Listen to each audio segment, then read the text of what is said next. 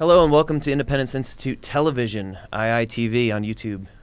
Today we're going to be sitting down with the Independence Institute president, Jon Caldara, big man in charge, to talk about the Independence Institute's latest ballot initiative. And so, Jon, you're not any sort of rookie when it comes to these ballot initiatives. So what is the ballot initiative in 2014? Well, first of all, I think it's important to note that Colorado has the safety valve, that if the legislature doesn't get the job done, the people have the ability through the initiative process to go and put something on the ballot to do what the legislature failed to do.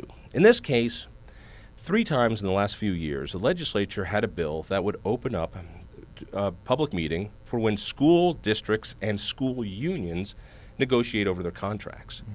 You know, this is a big part of what any school board does and any school district does, but in most cases, they keep it closed. And we believe in transparency. This is government doing the most expensive business that a school district does. People ought to be able to see it. So while the legislature shot this bill down 3 times, we at the Independence Institute decided, I think people ought to decide if open meetings are good for government. And this fall, you should see on your ballot a statutory change to say those negotiations, like everything else in government, need to be open to the public. You said a statutory change. Is this going to be in the Constitution, or is this? This is going to be a statutory change. I don't believe this belongs in the state constitution. If it needs to be tweaked later, the legislature should be able to do it. But I don't know why anyone would want government done in secret. How does this make these meetings transparent? Well, Colorado has something called the Open Meetings Law, the Sunshine Law, which came into existence because of the initiative process, if my understanding is right. And it says that when government does its work, it has to be open to the public. That is, when people get together and vote on things, your county board, your park and recs district, the state legislature, that it has to be open to the public, posted, and so people can come. Mm-hmm. This just adds negotiations between a school district and the union over their employment contract, their collective bargaining agreement. That should be done open to the public as well. When you think about it, a school board spends 85% of its funds, our funds, on this contract. This is the heart of what they do, and we have no idea how it gets done. It goes into a smoky room, and then it comes out, and everybody votes up or down on it, and that's the way that goes.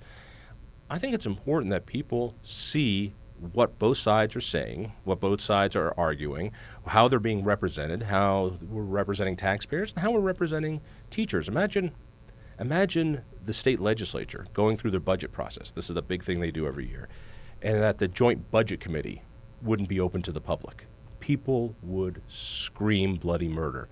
Well, we're screaming bloody murder. Open up government. Let me play the role that you normally play on your channel 12. Award-winning program. Sorry. Let me play devil's advocate. Actually, we've never won an award. Not yet. Not yet. I'm going to guess that you're going to hear charges of this is anti-teacher, this is anti-education, this is anti-school, this is anti-student. How do you respond to those kinds of charges? Well, first of all, if that were the case, there's 11 other states that already have this open meeting policy. So they must be anti-school, anti-education, anti-teacher. That's certainly not the case. In fact, teachers need to see how their unions are representing them. They have something at stake here. This is their work rules. This is how they're going to be working for the next 2 years under this contract. They should see what goes on. This affects their lives. Parents need to see this because this is how we dictate the relationship between teachers and education and our children. How many work hours, what they're going to get compensated, how they're going to be judged, how they're going to be reviewed. Parents have everything to do with this process. They should be able to see this process. It's a no-brainer. And the charge that I've heard, and this is an odd one, is that, well, this takes away local control, and that if a school board wants to do this in private in the smoky back room, they should be able to. To which I say, this doesn't take away any local control because you can agree to whatever it is you want to agree. You can have any term you want. There's no public participation. We just want to watch. We just want to see what's going on. Both parties can agree to the exact terms they wanted to agree to before this. It changes nothing. It just allows a little bit of accountability and a little bit of transparency. So there's no fiddling with the contract, just allowing us to watch what Just happens. letting people watch what's going on with their money, their children's lives.